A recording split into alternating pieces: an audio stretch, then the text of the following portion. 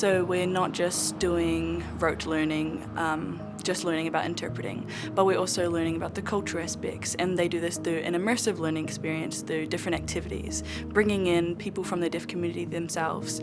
So we're getting a very holistic approach to learning.